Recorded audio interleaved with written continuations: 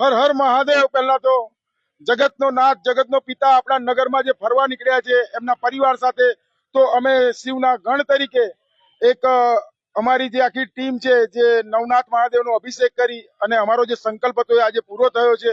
તો આ એના છેલ્લા પડાવ ઉપર અમે લોકો શિવજી કી સવારીમાં જોડાઈને અમે ધન્ય થઈશું ને આવનારી પેઢીને આપણા સનાતન તરફ વળવા માટે અમે એક પ્રેરણારૂપ એક મેસેજ છોડવા માંગીએ છીએ।